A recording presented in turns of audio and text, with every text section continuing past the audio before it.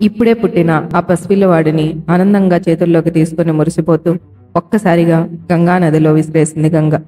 అది చూస్తున్న శాంతనుడు షాక్ అయిపోయాడు. నోటి మాట రాలేదు. అతనికి పట్టరాని కోపం వచ్చింది.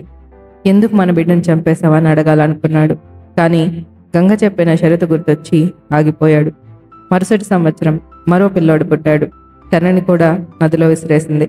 ఇలా వరుసగా 7 పిల్లల్ని చంపేసింది. శాంతనుడు ఏమీ చేయలేక మనసులోనే కుమిలిపోతున్నాడు. 8వ బిడ్డను చంపబోతుంటే శాంతనుడు గంగను ఆపి, గంగ, నేను రాజుని, నాకు వారసుడు కావాలి, ఎందుకు ఇలా చేస్తున్నావు అని ప్రశ్నించాడు. అప్పుడు గంగ, ముందు జన్మలో ఈ 8 మంది పిల్లలు పశువులు. వీరు చేసిన తప్పు వల్ల వశిష్ఠుడు వీళ్ళకి శాపం ఇచ్చాడు. మానవులుగా జన్మిస్తే మోక్షం వస్తుంది, అందుకే ఇలా చేశాను. అయినా నువ్వు షరతును తప్పావు కాబట్టి ఈ రోజు నుంచి నేను వదిలేస్తున్నాను. అలాగే నువ్వు వద్దన్నావు కాబట్టి ఈ బిడ్డను నేను చంపను. పెద్దయ్యాక నీకు తిరిగి ఇచ్చేస్తాను అని చెప్పి వెళ్ళిపోయింది.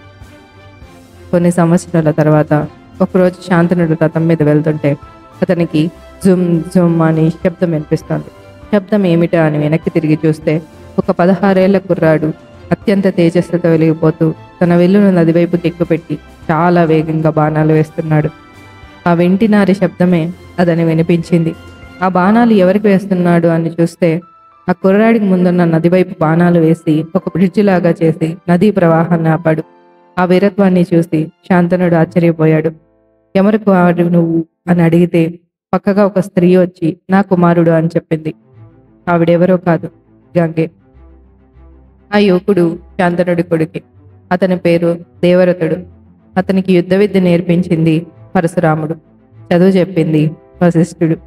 శాంతనుడు అతని రాజ్యానికి మంచి వారసుడు దొరికాడని తన రాజ్యానికి తీసుకెళ్లాడు. కొంతకాలం తర్వాత రాజ్యం చూడటానికి శాంతనుడు వెళ్ళాడు. అక్కడ ఒక చేపలు పెట్టే అమ్మాయిని చూసి ఇష్టపడ్డాడు. తన దగ్గరికి వెళ్ళి నన్ను పెళ్లి చేసుకుని నాకు రాణిగా ఉంటావా అని అడిగాడు. మా నాన్నగారిని ఈ విషయం అడగండి అని చెప్పి వెళ్ళిపోయింది.